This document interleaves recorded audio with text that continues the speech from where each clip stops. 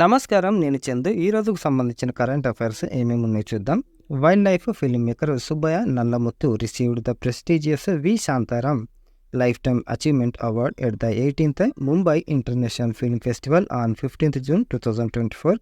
The award carries a cash prize of 10 lakhs, trophy and a citation.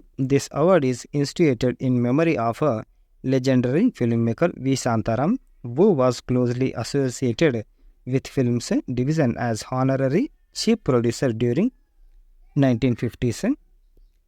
Ramesh Karthik Nayak, 26, was awarded the Sahitya Akademi Yuva Puraskar for Telugu on 15th June 2024. He is from tribal Tanda of Vivek Nagar in Jakranpalli Mandal of Nichamba district. Nayak is the first tribal author from Telangana to receive this honor for his short story collection Davlo Song of Lament 2021. The Reserve Bank of India (RBI) has won the Risk Manager of the Year Award 2024 by Central Banking, a leading publication based on London, UK. This accolade recognizes RBI exemplary strides in enhancing its risk culture and awareness, affirming its pivotal role in safeguarding the stability of Indian financial system. Siddesh Sakore was named Land Hero by United Nations Conventions to combat desertification UNCCD on 16th June 2024. He is a farmer and a founder of Agro Rangers from Maharashtra. Ramesh కార్తిక్ను వరించిన యువ పురస్కార్. దేశవ్యాప్తంగా 23 మంది ఎంపిక ప్రకటించిన కేంద్ర సాహిత్య అకాడమీ. సామాన్య గిరిజన కుటుంబంలో పుట్టిన 26 ఏళ్ల రమేష్ కార్తిక్ నాయక్ గిరిజనుల జీవిత గాథలపై రాసిన తెలుగు కథల సంపుటి దావ్లో విషాద గీతం రచనకు యువ పురస్కారానికి ఎంపికయ్యారు. ఇప్పటివరకు ఈ అవార్డుకి ఎంపికైన వారిలో చిన్న వయస్కుడు గిరిజన తెగకు చెందిన రచయిత కూడా ఆయనే కావడం విశేషం. బల్దేర్ బండి పుస్తకాన్ని 2019లో తెలంగాణ భాషా సాంస్కృతిక ఆధ్వర్యంలో ఆవిష్కరించారు. ఈ సంపుటిలోని జారేర్ బాటి జొన్న రొట్టెలు కవితను కాకతీయ విశ్వవిద్యాలయం పరిధి డిగ్రీ తెలుగు పాఠ్య పుస్తకంలో పొందుపరిచారు.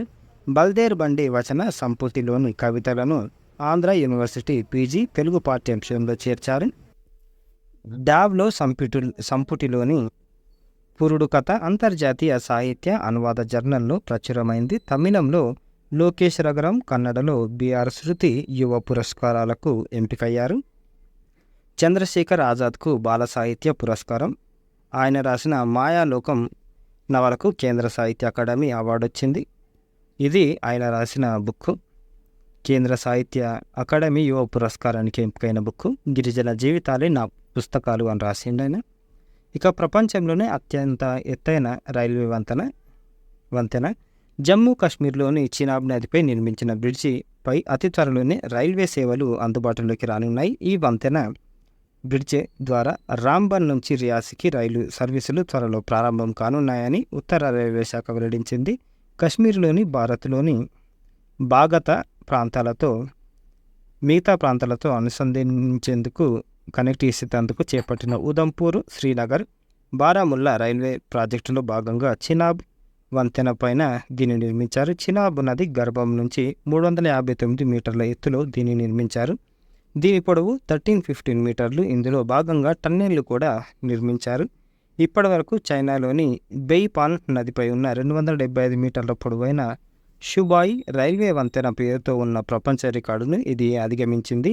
ప్యారిస్లోని ప్రఖ్యాత ఐఫిల్ టవర్తో పోలిస్తే దీని ఎత్తు 30 మీటర్లు ఎక్కువగా ఉంది. ప్రపంచంలోనే అత్యంత ఎత్తైన ఈ వంతెన ప్రపంచంలో 8వ వింతగా నిలవనుంది. ఇక మోడల్ క్వశ్చన్స్ ఏమేమి ఉన్నాయంటే 2024 ఏప్రిల్ 17న శ్రీరామనవమి సందర్భంగా అయోధ్య బాలరాముడి నుదుటిపైన ఎంత పరిమాణం మేర సూర్యకిరణాలు తాకాయి అంటే 58 మిల్లీమీటర్లు. ప్రతి ఏటా శ్రీరామనవమి సందర్భంగా రాముడికి ఇంత పరిమాణంలో సూర్యతిలకం దిద్దేలా ఆలయంలో దర్పణాలు కటకాల సాయంతో అంటే లెన్సెస్ సాయంతో ఈ ప్రత్యేక ఏర్పాటు చేశారు. మధ్యాహ్నం 12 గంటల తర్వాత సూర్యతిలకం ఘట్టం ఆవిష్కృతమయ్యేలా ఏర్పాట్లు చేశారు. ప్యారిస్ ఒలింపిక్స్ 2024 జ్యోతి ప్రజ్వలన కార్యక్రమాన్ని ఒలింపిక్స్ పుట్టిల్లు గ్రీస్లో ఏ రోజున నిర్వహించారు అనంటే ఏప్రిల్ 16, 2024. తొలి ఒలింపిక్స్ను ప్రారంభించిన ప్రాచీన ఒలింపియా పట్టణంలో ఈ కార్యక్రమాన్ని నిర్వహించారు. గ్రీక్ నటి మరియా మెనా జ్యోతిని వెలిగించారు.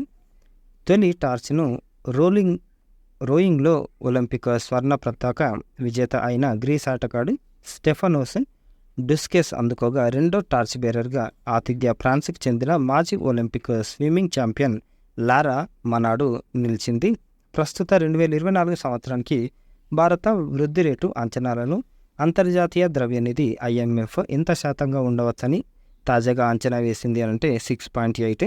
ఈ ఏడాది జనవరి అంచనాల్లో వృద్ధి రేటు 6.5గా ఉండొచ్చని సంస్థ అంచనా వేసింది. ప్రపంచంలోనే మొదటి AI కమాండర్, సైనిక కార్యకలాపాల కోసం చైనా సృష్టి, యుద్ధ వ్యూహాల్లో వేగంగా నిర్ణయాలు అమలు. ప్రస్తుతానికి ఇది ల్యాబ్కే పరిమితం చేస్తున్నారు. బతుకు వెతలే కథలై అని ఇచ్చారు. ఇగో రమేష్ కార్తిక్ నాయక్ గురించి. ఇకపోతే వర్డ్ ఆఫ్ ద డే విషయానికి వస్తే డెట్రిమెంటల్. తెలుగు మీనింగ్ హానికరమైన, అపాయకరమైన. English meaning the word detrimental is an adjective in English. It refers to something causing harm or damage, having a negative effect on someone or something. Synonyms same meaning damaging, adverse. Opposite words beneficial, advantageous. Usage smoking cigarette is detrimental to your health, increases the risk of various diseases. The company's decision to cut corners on safety measures proved detrimental in the long run, leading to series of accidents. ఇవి ఈ రోజుకు సంబంధించిన current affairs. Like చేయండి, share చేయండి, subscribe చేయండి. Thank you, ధన్యవాదాలు.